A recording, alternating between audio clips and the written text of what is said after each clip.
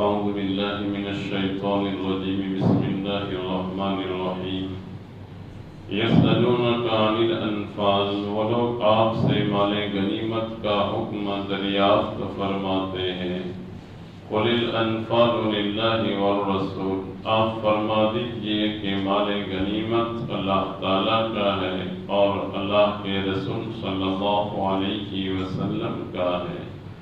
فاتقوا اللہ واصلحوا ذات بینکم سو تم اللہ تعالیٰ سے ڈرو اور آپس میں صلح کرو واطیعوا اللہ ورسولہ ان کنتم مؤمنین اور تم اطاعت کرو حکم مانو اللہ کا اور اللہ کے رسول کا اگر ایمان رکھتے ہو۔ پچھلی آیتوں میں انبیاء کرام علیہ السلام کی نبوت اور رسالت کی جو دلیلیں اللہ تعالیٰ عطا فرماتے تھے اس کے بارے میں کچھ باتیں ذکر کی گئی تھی کہ انبیاء کرام علیہ السلام میں سب سے زیادہ معجزے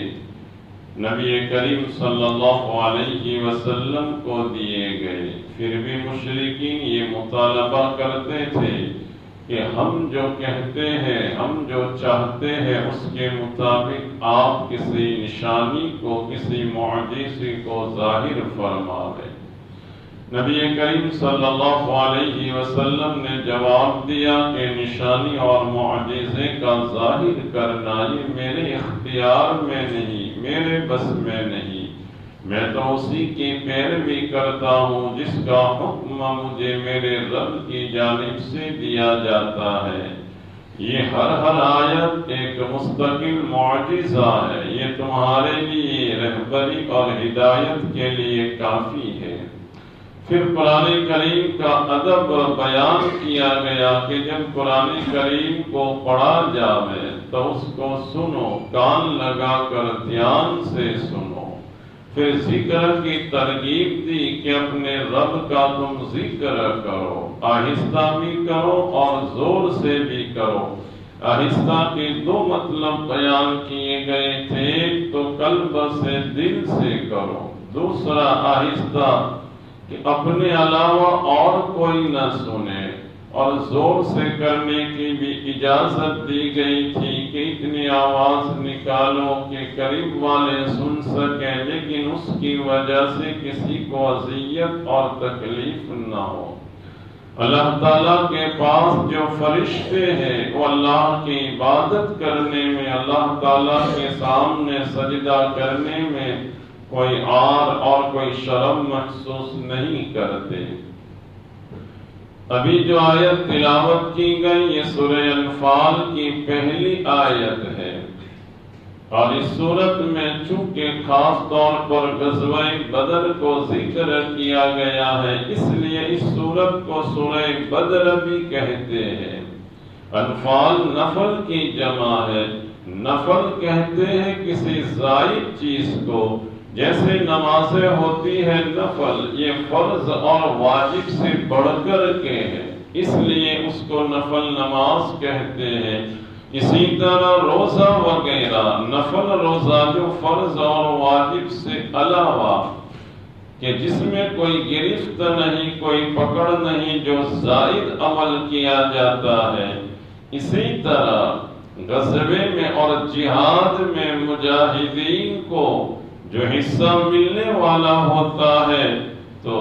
شریعت کی جانب سے ان کو بعد مرتبہ خصوصی طور پر انعام دیا جاتا ہے، جو ملنے والا ہوتا ہے اس سے زیادہ۔ نبی کریم صلی اللہ علیہ وسلم کبھی کبھی مجاہدین کو ابھارنے کے لیے، ترغیب دینے کے لیے یہ حکم بیان فرماتے تھے من قتل قتیلا فلہ صلبہ،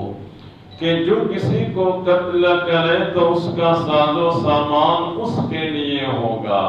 یعنی جس کو قتل کیا گیا ہے اس کے بدن پر جو سامان ہوگا، سواری پر جو سامان ہوگا، وہ سارا سامان بھی اس مجاہد کو ملے گا جو مقابلہ کرے گا، جو دشمن کو زیر کرے گا۔ عام طور پر غنیمت کے بارے میں اور جہاد میں جو مال تقسیم کیا جاتا ہے اس میں 3 لفظ بولے جاتے ہیں۔ ایک لفظ بولا جاتا ہے مال غنیمت۔ مال غنیمت اس مال کو کہتے ہیں جس میں مسلمانوں کا دشمنوں سے مقابلہ ہوا اور اللہ تعالیٰ نے اس میں مسلمانوں کو فتح عطا فرمائی۔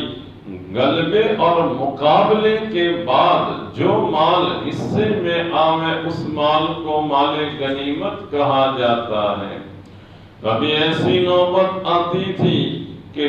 دشمن سے مقابلے کی نوبت ہی نہیں آئی اور دشمن ساز و سامان اپنا مال چھوڑ کر کے بھاگ گئے، بغیر مقابلے کے مال ہاتھ میں آ جاوے اس کو مال فیء کہا جاتا ہے۔ اور تیسرا یہ انفال جو نفل کی جمع ہے اس مال کو کہتے ہیں جو مقابلے کے بعد حصے میں آیا ہو۔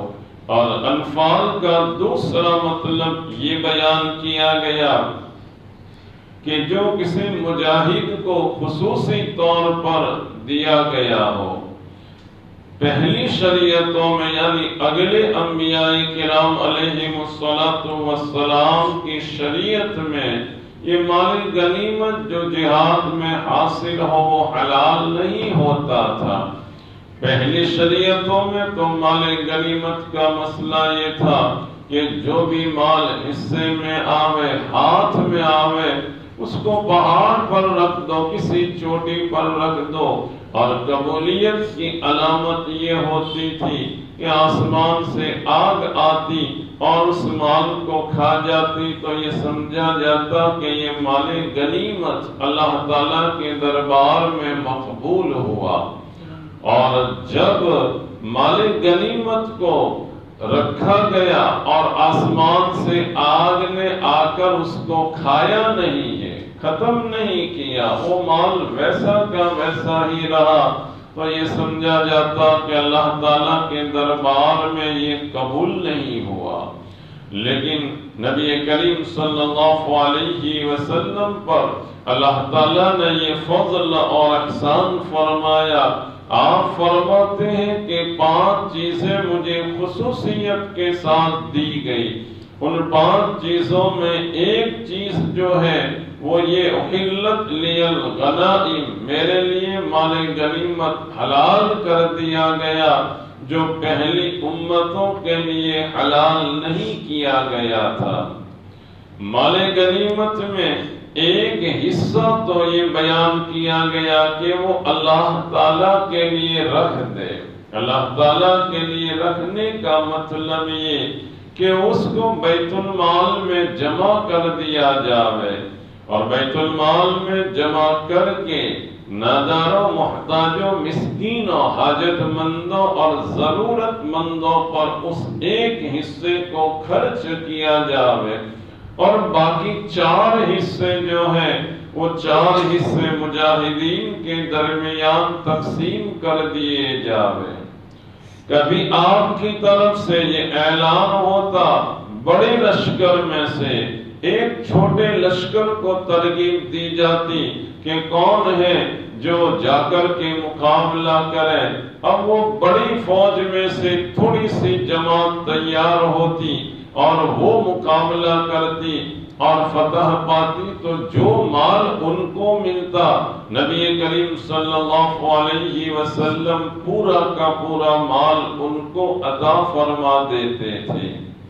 تو یہ غزوہ بدر کے بارے میں یہ آیت عام اکثر و بیشتر نازل ہوئی ہے۔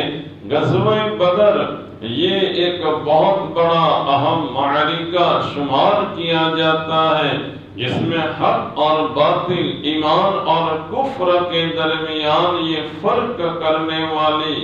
ایک جنگ تھی۔ اور اللہ تبارک تعالیٰ نے حضرات صحابہ کرام رضوان اللہ تعالی علیہم اجمعین جو بے بسی کی حالت میں تھے، آلات اور اسباب کے اعتبار سے بھی وہ کمتر تھے،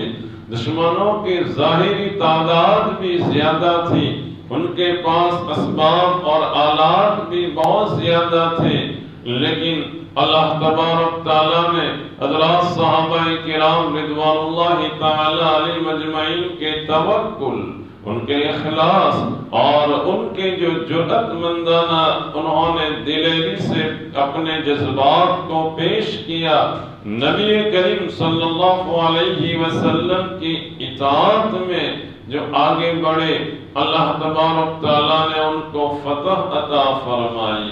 آگے تفصیل کے ساتھ یہ مضامین غزوہ بدر کے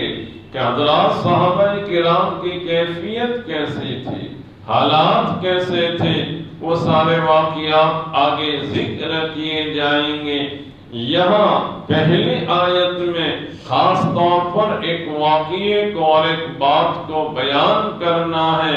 کہ صحابہ کرام رضوان اللہ تعالی علیہم اجمعین جو اپنے ایمان اور اپنے اخلاص کے اور توکل کے پیکر تھے، لیکن اس غزوے میں ایک بات ایسی صادر ہوئی جو ان کی شاعر شان نہیں تھی، اس کے بارے میں یہ پہلی آیت نازل ہوئی۔ عبادہ بن صامت رضی اللہ تعالیٰ عنہ روایت فرماتے ہیں کہ بدر کے موقع پر جب غزوہ ختم ہوا تو اس کے بعد جو بہت سارا مال غنیمت ہاتھ میں آیا تھا، صحابہ کرام رضوان اللہ تعالی علیہم اجمعین کی 3 جماعتیں ہو گئی تھی۔ ایک جماعت تو ایسی تھی کہ جو دشمنوں کا تعاقب اور پیچھا کر رہی تھی، اور ان کی سوچ یہ تھی کہ واپس مڑ کر کے یہ حملہ نہ کرے، ہمارا مقابلہ نہ کرے۔ اس لیے بدر کے موقع پر ایک جماعت تو دشمنوں کے تعاقب اور پیچھا کرنے میں لگی ہوئی تھی، جو دوسری جماعت تھی وہ مال غنیمت کے جمع کرنے میں مشغول تھی، وہ مال غنیمت کو حاصل کر رہی تھی، جمع کر رہی تھی۔ اور تیسری جماعت تھی وہ نبی کریم صلی اللہ علیہ وسلم کی حفاظت میں لگی ہوئی تھی کہ کہیں دشمن اچانک آپ کی ذات پر حملہ کر کے آپ کو نقصان نہ پہنچا دے۔ اس لیے ایک جماعت نبی کریم صلی اللہ علیہ وسلم کی حفاظت میں مشغول تھی۔ یہ 3 جماعتیں اس وقت حضرات صحابہ کرام رضوان اللہ تعالی علیہم اجمعین کے درمیان تھی، ایک دشمنوں کا پیچھا کرنے میں، دوسری مال غنیمت کے جمع کرنے میں، اور تیسری جماعت نبی کریم صلی اللہ علیہ وسلم کی حفاظت میں۔ جب یہ معاملہ ختم ہو گیا تو جو تعاقب کر رہے تھے، دشمنوں کا پیچھا کر رہے تھے، انہوں نے آ کر کے یہ بات کہی کہ یہ مال غنیمت جو ہے وہ ہمارا ہے، اس وجہ سے کہ دشمنوں کا پیچھا ہم نے کیا، ان کو بھگایا، تب یہ مال غنیمت حصے میں آیا ہے۔ اگر ہم دشمنوں کو نہ بھگاتے، ان کا پیچھا نہ کرتے تو تمہیں مال غنیمت ہاتھ میں آنے والا نہیں تھا۔ دوسری جماعت جو مال غنیمت کے جمع کرنے میں مشغول تھی، انہوں نے یہ بات کہی کہ مال غنیمت میں تو ہمارا ہی حصہ، اور وجہ یہ بتائی، یہ ذکر کی کہ مال ہم نے جمع کیا ہے، اس وجہ سے یہ مال غنیمت میں ہمارا ہی حصہ۔ اور تیسری جماعت جو نبی کریم صلی اللہ علیہ وسلم کی حفاظت میں تھی، انہوں نے یہ بات کہی کہ آپ کی حفاظت میں ہم مشغول تھے، اس لیے سارے مال غنیمت ہمارا۔ نبی کریم صلی اللہ علیہ وسلم نے سکوت فرمایا،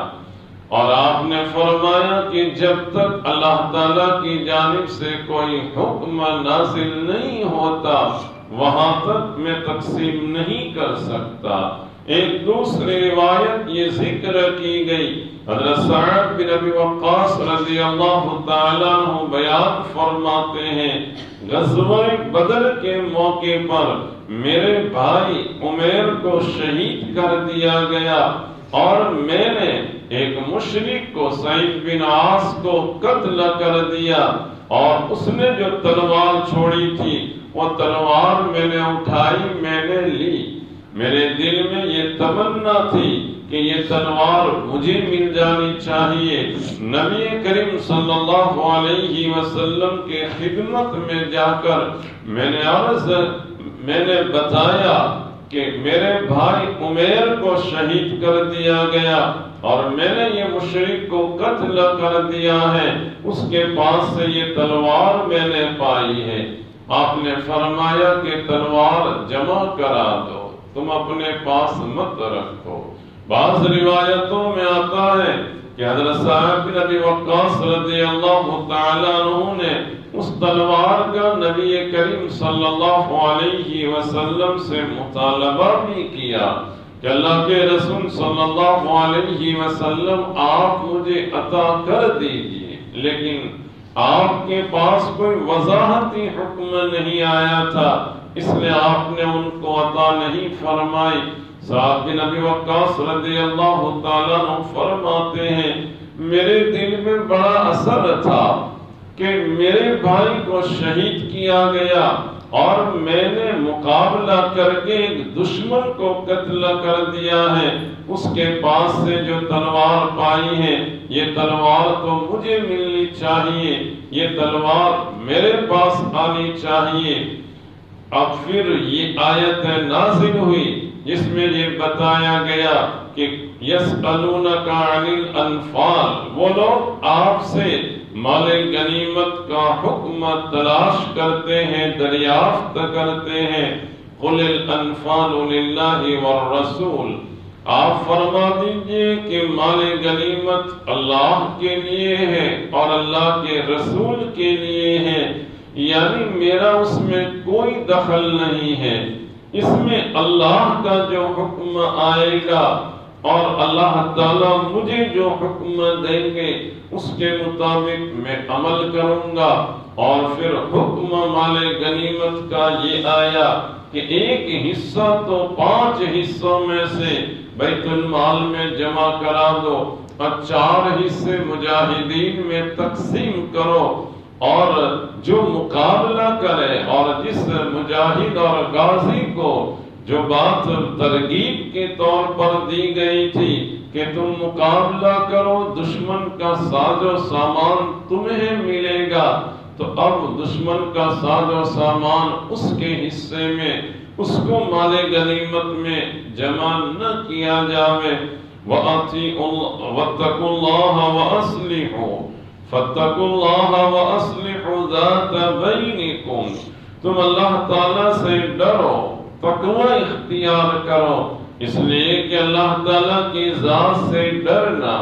اللہ تعالیٰ کا کہ ڈر اختیار کرنا یہ تمام امور کی جڑ ہے۔ ایک بنیادی بات بتائی کہ یہ جہاد کے موقع پر بھی تم اللہ کے تقوی کو چھوڑنا مت، اللہ کے تقوی کو ہر آن ہر لمحے اپنے اوپر تم لازم کرو۔ جب تک خود خوف خدا زندگی میں نہیں ہوگا، آدمی اعمال ٹھیک طریقے سے اور اچھے طریقے سے نہیں کر سکتا۔ سارے اوامر کو بجا لانے کی بنیاد تقوی پر ہے اور سارے گناہوں سے بچنے کی بنیاد بھی تقوی پر ہے۔ اسی وجہ سے نکاح کے خطبے میں جو 3 آیتیں پڑھی جاتی ہیں، ان تینوں آیتوں میں اللہ تبارک تعالیٰ نے تقوی کی دعوت دی ہے۔ یا ایھا الناس اتقوا ربکم یا ایھا الذین آمنوا اتقوا اللہ، اور تیسری آیت میں بھی یا ایھا الذین آمنوا اتقوا اللہ۔ پورے قرآن کی اتنی زیادہ آیتیں لیکن نکاح کا ذکر نہیں۔ ذکر ہے تو اللہ سے ڈرو، اللہ سے ڈرو۔ اس میں بھی نکاح میں بھی یہ بات بتائی گئی کہ دیکھو یہ زندگی نئی شروع ہو رہی ہے، جب تک اللہ کا خوف شوہر کی زندگی میں نہ ہو وہ اپنی بیوی کا حق ادا نہیں کر سکتا، اور جب تک بیوی میں اللہ کا خوف نہ ہو وہ شوہر کی کہ حقوق کو ادا نہیں کر سکتی۔ ایک بنیادی بات یہ بتائی گئی کہ زندگی کے ہر شعبے میں اللہ تعالیٰ کے خوف کو اور اللہ تعالیٰ کے ڈر کو تم داخل کرو۔ یہ چھوٹا سا نسخہ اور چھوٹا سا عمل قرآن ہمیں بتا رہا ہے کہ تمہیں تمہاری زندگی خوشگوار بنانی ہے، تمہیں تمہاری زندگی اچھی بنانی ہے، تمہیں تمہاری زندگی نیک اعمال والی بنانی ہے، اپنی زندگی سے گناہوں کو ختم کرنا ہے، اپنی زندگی سے نافرمانیوں کو مٹانا ہے۔ تو فاتقوا اللہ، اللہ سے تم ڈرتے رہو۔ جس آدمی کی زندگی میں اللہ کا ڈر ہوگا وہ نافرمانی کرتے ہوئے وہ ڈرے گا کہ مجھے میرے رب کے سامنے کھڑا ہونا ہے، میں اپنے رب کے سامنے کھڑا ہوں گا تو میں کیا جواب دوں گا؟ وَأَمَّا مَنْ خَافَ مَقَامَ رَبِّهِ وَنَهَى النَّفْسَ عَنِ الْهَوَىٰ، جو آدمی اپنے پروردگار کے سامنے کھڑے ہونے سے ڈرے اور نفسانی خواہشات سے بچتا رہے، تو اللہ نے یہ اعلان دیا کہ فَإِنَّ الْجَنَّةَ هِيَ الْمَأْوَىٰ، جنت جو ہے وہ اس کا ٹھکانہ ہوگا۔ یہ تقویٰ ایک بنیادی چیز اللہ تبارک تعالیٰ نے بیان فرمائی۔ کئی واقعات کتابوں میں اسی تقویٰ کے ذکر کیے گئے ہیں۔ حضرت عمر فاروق رضی اللہ تعالیٰ عنہ گشت لگا رہے تھے اور ایک مکان میں آواز سنی کہ ایک عورت اپنی بیٹی کو یہ کہہ رہی تھی کہ بیٹی دودھ میں پانی ملا دے۔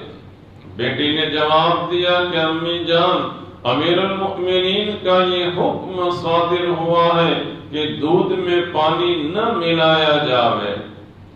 ماں نے جواب دیا کہ بیٹی یہاں کون دیکھنے والا ہے؟ امیر المؤمنین یہاں موجود نہیں ہے، بیٹی پر قربان جائیے۔ اس نے جواب دیا کہ امی جان، امیر المؤمنین نہیں ہے لیکن امیر المؤمنین کی خدا تو ہمیں دیکھ رہے ہیں۔ یہ اس وقت کی لڑکیوں میں تقویٰ تھا، خوف خدا تھا۔ حضرت عمر فاروق رضی اللہ تعالیٰ عنہ کا واقعہ ذکر کیا گیا۔ آپ جنگل میں تشریف لے گئے تھے، آپ کو کھانے پینے کی ضرورت محسوس ہوئی اور ایک چرواہے کو دیکھا کہ وہ بکریاں چرا رہا ہے۔ آپ نے اس سے گزارش کی کہ ایک بکری تو مجھے دے دے، امتحان اور آزمائش کے طور پر۔ جنگل میں بھیڑیے آتے جاتے رہتے ہیں، تیرے لیے جواب دینا بھی آسان ہے، قیمت تجھے مل جائے گی، پیسے تجھے مل جائیں گے۔